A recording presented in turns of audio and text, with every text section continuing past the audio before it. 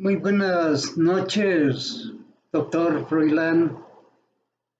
Voy a presentar mi exposición sobre las características y diferencias del estructuralismo y funcionalismo, así como del estructural funcionalismo. Para comenzar con la presente exposición, diremos que el estructuralismo se caracteriza por concebir cualquier objeto de estudio como un todo, cuyos miembros se relacionan entre sí y con el todo de tal manera que la modificación de uno de ellos modifica también los restantes y que también trata de descubrir el sistema relacional latente en su estructura, valiéndose para ello de un método que rechaza por igual el análisis, o sea, la descomposición, y la síntesis, la recomposición. Otra de sus características, es considerar al objeto de su estudio en términos de estructura autónoma y ahistórica, en oposición, por ejemplo, al método marxista de análisis de la realidad, que es dialéctico y de raíz historicista, en la oposición entre el sincronismo de los estructuralistas y el diacronismo de los marxistas, o lo que se denomina como historicismo, a cuya concepción reacciona a Saussure, que concibe el lenguaje como un sistema de signos que adquieren sentido por su relación entre sí mismos y con ello dando pie a un nuevo enfoque en la investigación científica. De esta manera, el estructuralismo fue acogido por todas aquellas disciplinas científicas que se ocupaban de la realidad compleja. Encontramos su aplicación en biología, etnografía y antropología estructural, desarrolladas desde esa óptica antropológica por Levi y Strauss, entre otras disciplinas que se han ocupado. Es en este sentido como el estructuralismo inspirado por Saussure y asentado en la antropología de Levi Strauss, que ha tomado cuerpo siempre bajo el supuesto de que las teorías y los métodos de la lingüística son aplicables directa o indirectamente al análisis de todos los aspectos de la cultura humana, en cuanto que todos ellos, como la lengua, pueden considerarse como un sistema de signos, en este caso, la semiótica o la semiología. La razón de que la lingüística puede ser útil para el estudio de otros fenómenos culturales se basa en dos ideas fundamentales: en que los artefactos sociales y culturales son signos, y otra, en que no tienen una esencia propia y están definidos por una red de relaciones, tanto internas como externas. Los dos son inseparables, pues al estudiar los signos hay que contar con el sistema relacional que permite que se produzca significado. Y recíprocamente, las relaciones de los elementos, entre los elementos, solo se ponen de manifiesto si se considera a estos como signos. Siguiendo a Saussure, el significante derivaría su existencia y su esencia de la estructura o la forma impuesta por la lengua sobre el continuo del sonido o la sustancia.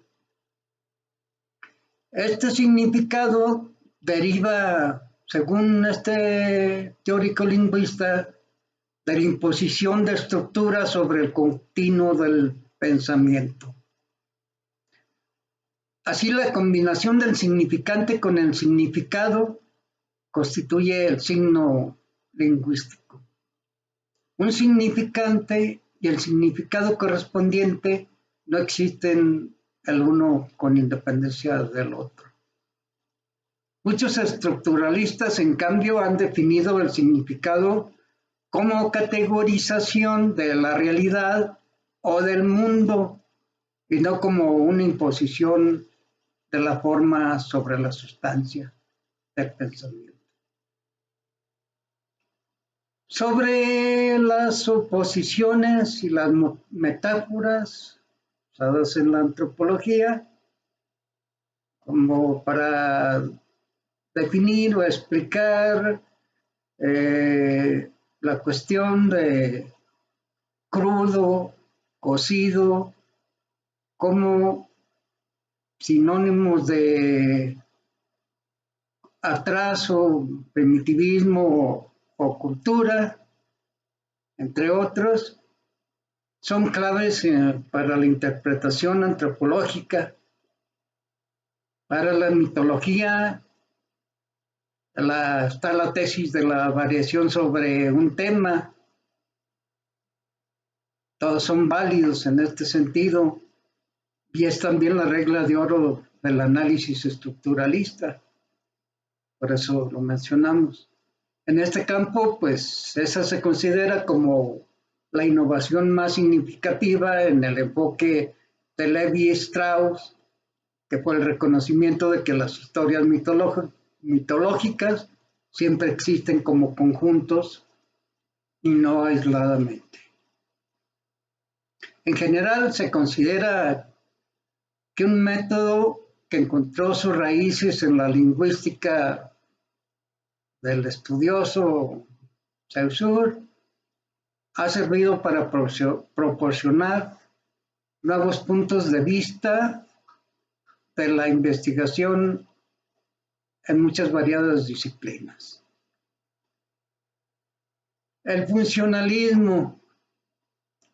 Respecto del funcionalismo, podemos decir que esta teoría, en todas sus versiones, adopta un modelo organicista de sociedad, donde el concepto de función sirve para explicar las relaciones entre un todo, el organismo, como símil del orden de la naturaleza y sus partes diferenciadas, los órganos, sus partes en este caso. Dicha relación es definida por los teóricos en términos de necesidad, y tal sería el todo que precisa de sus partes que satisfagan necesidades mediante tareas diferenciadas. Es así como diferencia la función de la utilidad de un hecho social. Estoy de acuerdo con Durkheim. El funcionalismo junto al estructuralismo tienen sus bases en la conocida teoría positivista y organicista de Spencer, como también en la acción social de Max Weber. Ambas realizan el análisis de los fenómenos sociales. Se considera a la sociedad como un sistema formado y articulado por partes interdependientes. Por tanto, cada cambio que se realice afectará a otras partes del sistema, influyendo así sobre el todo. La teoría funcionalista plantea que las sociedades disponen de unidades propias, competentes y capaces de regular los problemas, los conflictos y normas que establecen códigos de conducta. Por eso estos planteamientos se consideran parte de una teoría, según las críticas o los críticos, una teoría reaccionaria. No van más allá, que dice que servía a los intereses del imperialismo norteamericano. Bueno, el funcionalismo supone pues que la intención y la finalidad de toda sociedad es la de lograr mantener el orden. Va en esta línea, como así también la persistencia de la misma.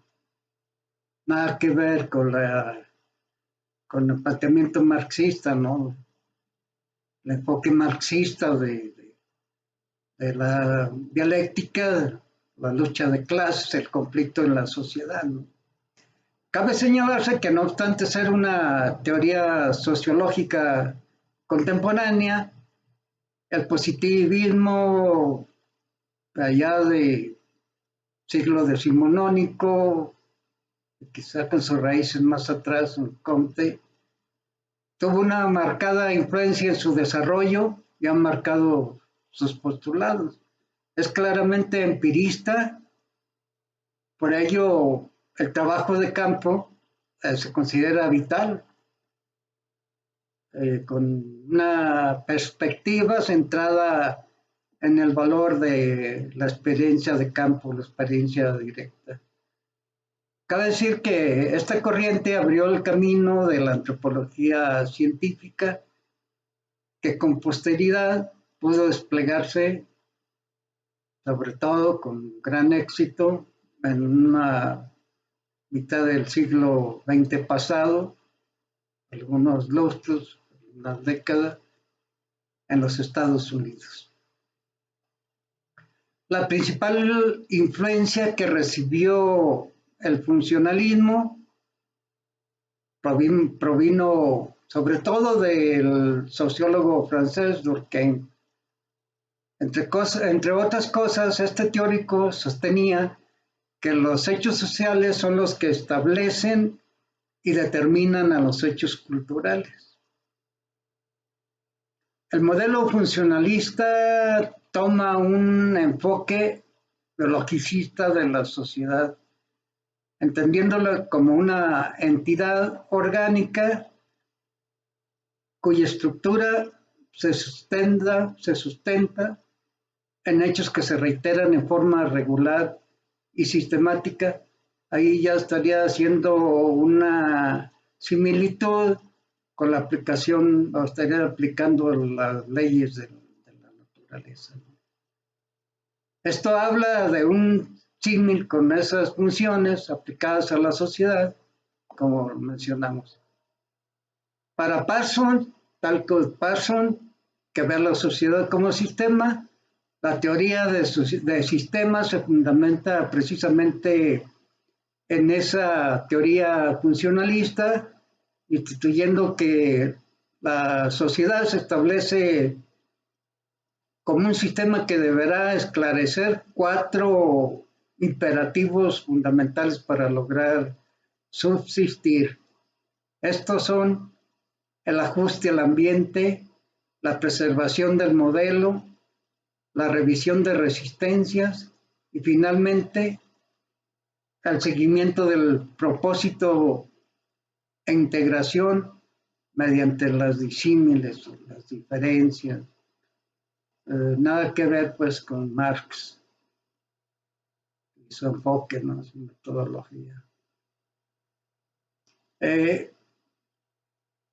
Vamos a decir que las diferencias entre el estructuralismo y el funcionalismo, que en los planteamientos fundamentales del estructuralismo se encuentran los siguientes. Como concepto, abarca el estudio del todo y sus partes y la relación entre cada una de ellas. Analiza cómo es el objeto estudiado. Ese cómo es fundamental. Se encuentra basado en estructuras, o modelos que se relacionan entre sí. Es un modelo caracterizado por el estudio de las cosas. En cuanto al funcionalismo, como concepto abarca el estudio de las funciones que cumplen el todo y sus partes y la utilidad de las relaciones que se dan entre esas partes. Analiza la función, eso es básico para la teoría, que cumple el objeto estudiado. Es un modelo caracterizado por la utilidad que tienen las cosas. Ahí la gran diferencia con el estructuralismo. Bien, pasando al funcionalismo, según los autores clásicos, hicieron una analogía de las sociedades con los organismos biológicos, como fue el caso de Comte, el positivismo, las necesidades de los organismos sociales, con Spencer, y la preocupación por las interrelaciones de la sociedad como un todo y la propuesta metodológica de las funciones sociales por Keynes, que iban a ser sintetizadas finalmente e integradas en un marco teórico confeccionado por Talcott Parsons a mediados de los años 30. Como puede apreciarse, el funcionalismo y el estructuralismo son dos caras de la misma moneda, que no existen el uno sin el otro. Un mismo objeto puede ser estudiado desde ángulos distintos o con intenciones diversas. De ello dependerá que el análisis se le denomine de una u otra forma. Parsons integra y sintetiza a su modo ambos enfoques. El estructural funcionalismo considera que el propósito de la sociedad es el del mantenimiento del orden y la estabilidad, y que la función de las partes de una sociedad y el modelo en que éstas están organizadas, la estructura social, servirá para mantener ese orden y esa estabilidad. Ahí que suscita en la crítica afirmaciones de que es pura ideología reaccionaria. Eso lo agregamos nosotros. La estructura del funcionalismo se entiende como por un sistema, un conjunto de elementos interrelacionados, de forma tal que la variación en uno de ellos produce una alteración en la acción recíproca de los sistemas. Vale decir que este concepto de sistema ha resultado eficiente para explicar algunos de los hechos que se observan para la comprensión de los fenómenos sociales, y dentro de estos fenómenos de otra especie que han partido de la concepción de un todo articulado de la estructura, cuya conformación y funcionamiento se pretende aclarar. Entre sus características se podrían mencionar, se incluye el enfoque macroscópico en el análisis de los fenómenos sociales, la sociedad como un sistema social, las partes del sistema contribuyen positivamente a su funcionamiento, el sistema existe en equilibrio, en los cambios que experimenta, una parte produce cambios en todo el sistema, los cambios en el sistema son interdependientes y se dan de manera ordenada. Este teórico Parsons presenta como problema central la explicación del orden social y se fundamenta en la importancia que el consenso, en este caso que está basado en normas y valores, que esto tiene en dicha explicación.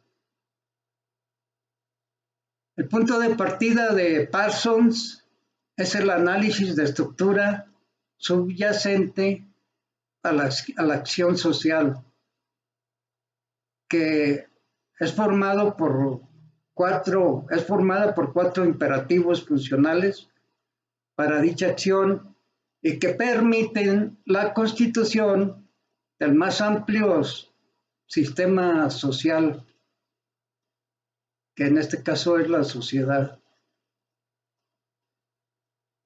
Es una radical apuesta por la abstracción. Esto es que está exento de investigación empírica. No la contempla. Vamos a decir que es pura teoría, ¿no?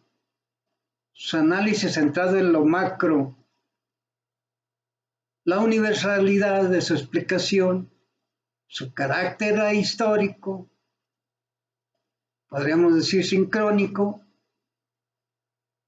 y de acuerdo con sus críticos, el componente teleológico y tautológico, que sería algo así como lo relacionado con la doctrina de las causas finales, y pues un tanto, yo diría que peyorativamente estimado como repetitivo, vicioso, inútil, ¿no? Respectivamente, de acuerdo con estas mismas críticas. Que eso, a final de cuentas, sería lo que llevó a su renovación, tratando de subsanar esos grandes huecos, podríamos decir, por uno de sus destacados discípulos, que corrigió sus postulados más básicos, incluyendo nuevos conceptos al funcionalismo, como lo fue este teórico Robert K. Merton, que hizo esta crítica y añadió todos estos nuevos conceptos, como les decía, de las disfunciones, las afunciones, funciones manifiestas y funciones latentes, sustitutos funcionales, etc. Fue una interesante aportación de Merton, que lleva a fundamentar su explicación de una manera que la hace, creo que según algunos pequeños ensayos que hemos realizado sobre el particular, pues sí nos han servido bastante para explicar cuestiones de la sociedad, en este caso en una breve investigación de microhistoria que llevamos a cabo en nuestra localidad. Nos sirvió muchísimo estos conceptos de Merton. ¿Por qué? Porque, bueno, pues él llenó esos huecos en que él apuesta, contrario a su maestro, por el análisis empírico de la sociedad, con su noción de las teorías de alcance intermedio, con lo cual, como decía, busca subsanar esa decisión entre teorización e investigación empírica que había provocado lo que este autor del texto llama como funcionalismo radical. Creo que alude, pues, el estructural funcionalismo planteado por Parsons, ¿no? Que no estaba, no contemplaba, pues, la investigación empírica, la investigación de campo estaba exenta, ¿no? La experiencia, la corroboración de lo empírico, de las teorías, no se contemplaba en el planteamiento del maestro de Merton. Pues bien, estamos pues llegando a la conclusión, a la terminación de esta presentación de la tarea de la materia, en esta exposición que hoy hacemos. Y bueno, pues resta decir que ha sido de lo más interesante entrar a la lectura, entrar a la reflexión, tratando de apropiarnos de las teorías, de los planteamientos teóricos, metodológicos, de los enfoques de estos grandes teóricos, de estos filósofos, investigadores, que formularon sus teorías en el siglo XX pasado, sobre todo si hablamos de lo que diríamos de los años 30 para acá, para décadas posteriores, a mitad del siglo XX pasado, no sus antecedentes, que se remontan al siglo XIX o se puede ir hasta el siglo XVIII para encontrar sus raíces. Y bueno, pues vemos a Saussure, que es quien da pie, fundamenta las bases con su teoría de los signos, de la semiología, la semiótica, como sistema, como una estructura, sin que él lo haya dicho expresamente, pero que va a ser el punto de partida en que se base, pues, los demás teóricos que hemos mencionado para hacer sus planteamientos. Y bueno, pues que pareciera que pasaron de moda, que su influencia terminó hace ya muchas décadas, para dar paso a nuevas teorías, a nuevos enfoques, a nuevas metodologías, como podríamos decir igual del marxismo tal vez, pero que en realidad, como vemos, pues nos siguen suscitando muchísimo interés y siguen vigentes hasta nuestros días, como, bueno, si no de otra manera, no estaríamos en este momento con la presente exposición, ni nuestras universidades, nuestras casas de estudio se estarían ocupando de transmitirnos todo este conocimiento, esta información, pero más que información, una información procesada, organizada, sintetizada, y presentada para que nosotros podamos abrevar de ella y acaso, si es posible, tras sacarle algún provecho, poco o mucho, que nos queden ahí la inquietud para reflexionar,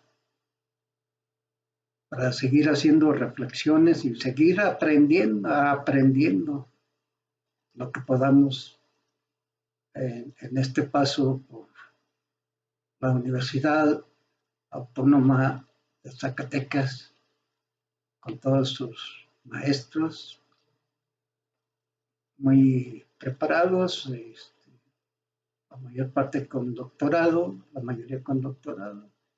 Bueno, ¿qué más podemos pedirle a esta importante institución donde estamos ahora abrevando en la carrera de historia?